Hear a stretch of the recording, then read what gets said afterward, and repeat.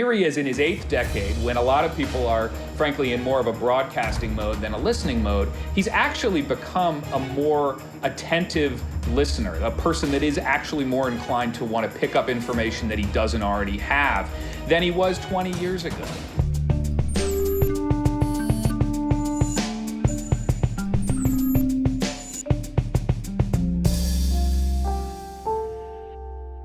Hello and welcome to G-Zero World. I'm Ian Bremmer, and today we're asking, how much do you really know about Joe?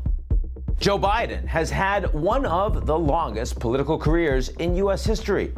On his third try, he was elected the nation's 46th president, and there are plenty of challenges ahead for him.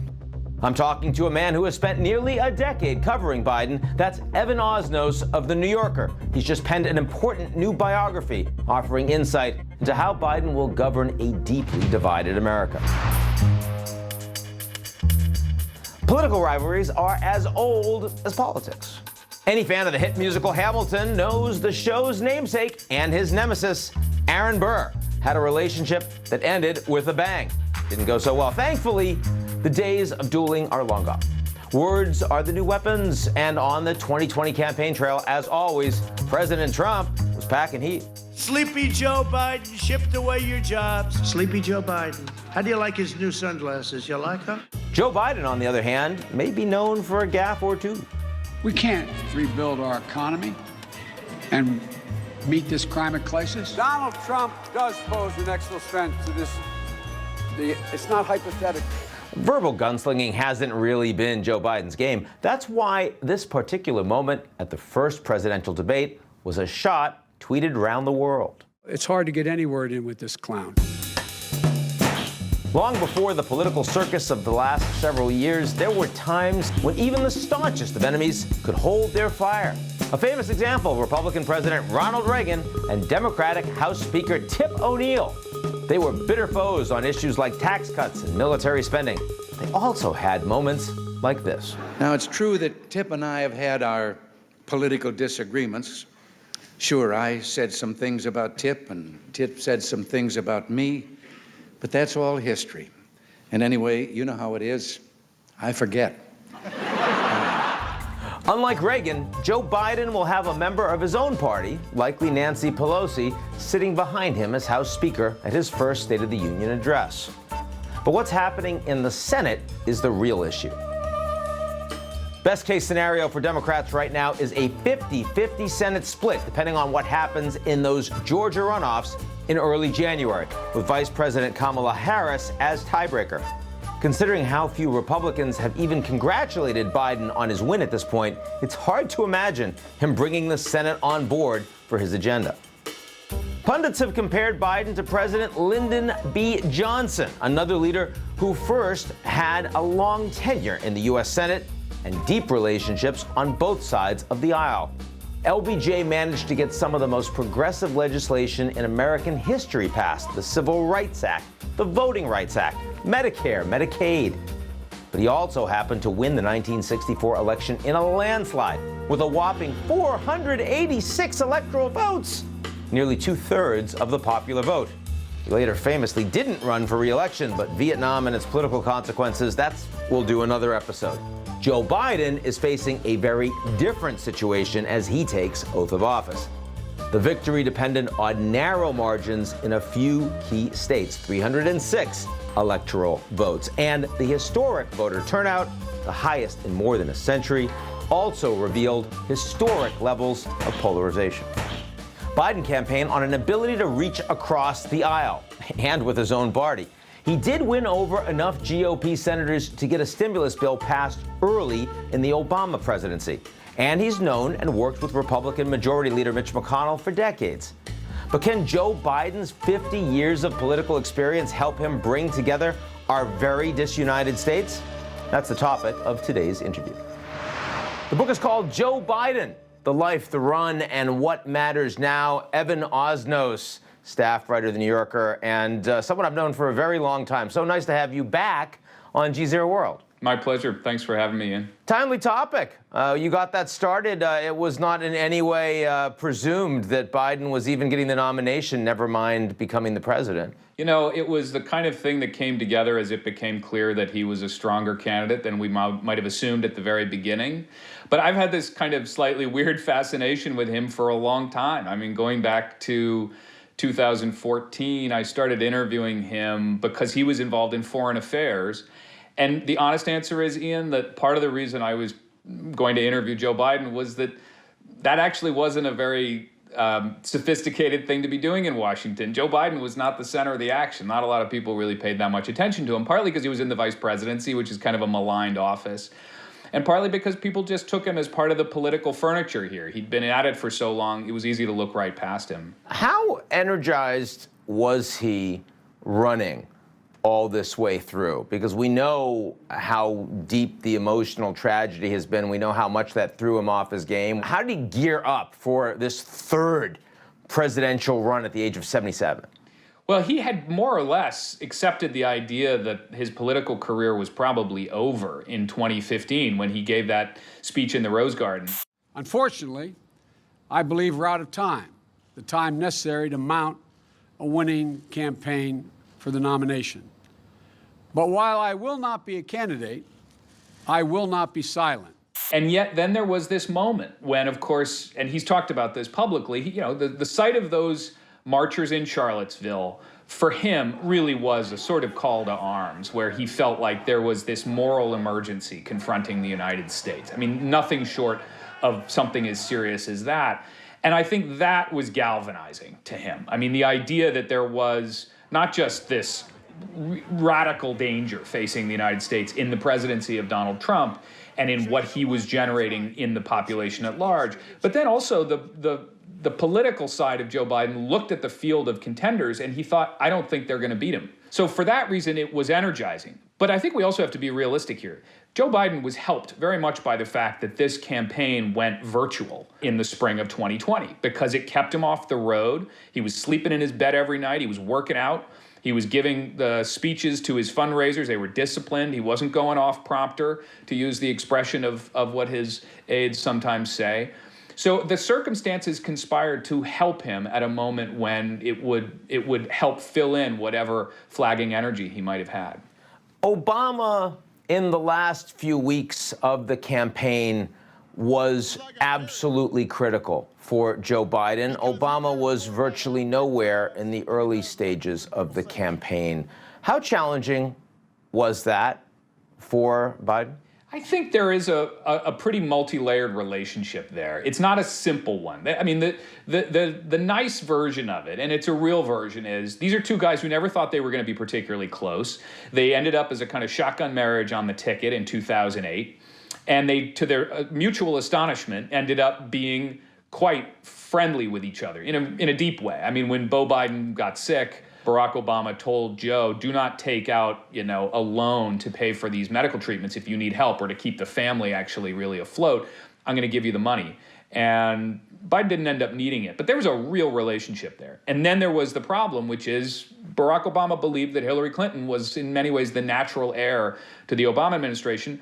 And he made that his choice in 2016. Obviously, Biden didn't run. And then you get to 2020. And I think there was, to some degree, a feeling that Obama understood that the best chance to secure his legacy and to secure the future of the Democratic Party was to make sure that Joe Biden won this race. Once it became clear it was Joe Biden, he gave it his full support. What has surprised you most about the man, about what drives him? You know what surprised me, Ian, was that when we hear about Joe Biden, the image that we usually get is as a British diplomat put it to me, the spigot that you can turn on but you can't turn off, the guy who will speak to fill whatever space is available. And what you actually find is that at this stage in his life, Here he is in his 8th decade, when a lot of people are, frankly, in more of a broadcasting mode than a listening mode. He's actually become a more attentive listener, a person that is actually more inclined to want to pick up information that he doesn't already have than he was 20 years ago. Most of what President Trump tried to use to beat on Biden, sort of bounced off, right? Because, I mean, there weren't the obvious negatives that there were with Hillary Clinton, for example. But the one that did stick was Sleepy Joe. The one that did stick was the incoherence. So, you've spent a lot of time with him. Talk about that. What I find interesting, and I was hearing some of the same kind of reflections from people, also particularly around the world. People, I think in other foreign capitals, I was often getting that question from people, which is how sharp is he? There's a couple of important details I think that are worth pointing out. For one thing, he came into this race out of shape. I mean, he wasn't tuned up as a political figure. He'd spent what can be sort of the most destructive period for a candidate, which is to say he'd spent it in semi-retirement as the boss of bosses, nobody ever cutting him off, nobody ever debating him, nobody ever criticizing him. All of a sudden, he's back into the trenches. And he lacked discipline in the best of times around that kind of thing, right? And that's the second piece. That's the key piece of this, is that I think for people who are tuning into Joe Biden now, what they see is a man who, to borrow James Comey's expression, will start a conversation in direction A and end it at direction Z. But what we also know is that if you've been looking at Biden over the long term, 10, 20, 25 years, he has been accused of versions of that forever. That's partly how his mind works. It's partly because he doesn't use a prompter. He doesn't feel comfortable. It goes back to having the stutter. He moves more slowly across the stage. His voice is clearly raspier. But if you listen to his interviews, real interviews, I mean in-depth interviews, what you find is that his mind is unchanged from where it was a few years ago. Is your sense this is a guy who's thinking this is a one-term thing? I don't get that sense, actually. And I think part of that is, his political nerve endings tell him that the moment that he signals that this is a one-term thing, that cuts his legs out from under him. All we'll be talking about is who's next. He's sort of, in some sense, it's political malpractice 101 for him to do that. But I also think there's another piece of this. I've talked to him about the decision about when do you retire, when do you hang it up. And his belief is partly rooted in the idea that he looks back on his own father, and he sort of had lobbied his dad to retire, and he thinks that was a mistake.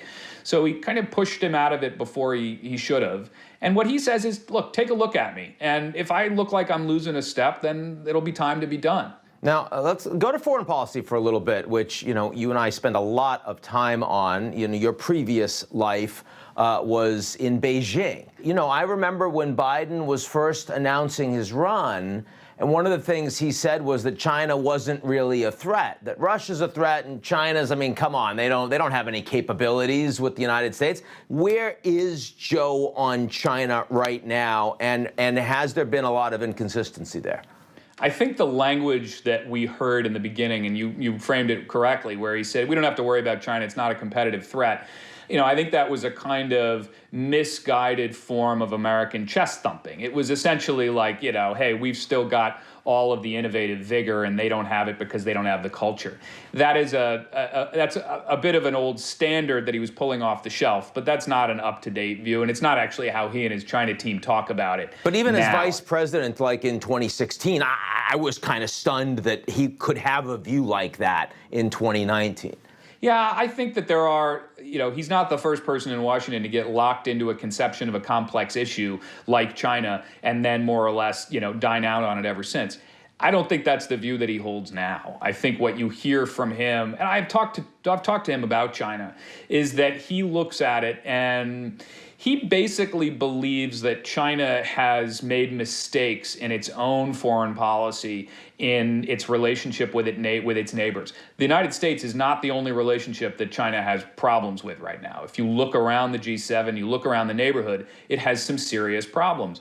And I think that's a hint about how he sees the United States leveraging that moment to refortify our own relationships and to isolate China.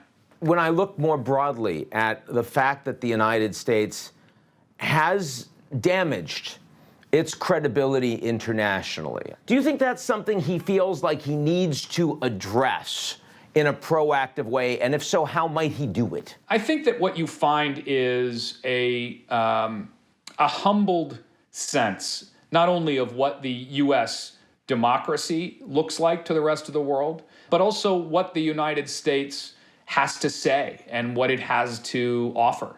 You know, he comes in, I often, Ian, find myself identifying this kind of fusion between Biden's personal story and his political ideas. He is a humbled man at this point in his life, humbled by the fates, to be perfectly blunt about it. The death of his son, Beau, the ups and downs, losing presidential races along the way.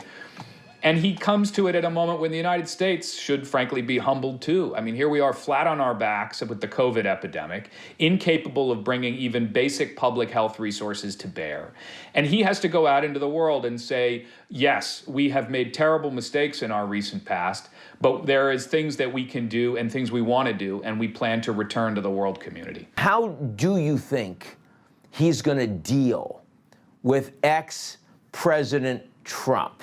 How's he going to deal with the extraordinary calls for cases to be open, for trials to proceed, for us to litigate, so many calls of illegality all the way through, and at the same time, you have Biden reaching out and saying, I want Trump supporters to be part of the same country, and we all have to come together. I think that, to begin with, when it comes to Trump himself, Biden's approach is becoming visible to us now. If you look at the way he has contended with Trump in this strange interregnum of kind of refusing the reality of the results of the election, his approach has been what I would describe as kind of pitying disregard, in effect saying it's embarrassing, it's bizarre, my word, not his, but not allowing himself to get drawn into the invention of a dispute. Trump thrives on the creation of conflict. And for there to be a conflict, you have to participate in it. And the truth is, the law is on Biden's side, and that gives him the insulation of being able to say of Donald Trump, good luck to you. Now, I think the reality is that in the world that Biden will be dealing with, there's going to be a pretty heavy demand for some kind of reckoning, some kind of accountability with this process.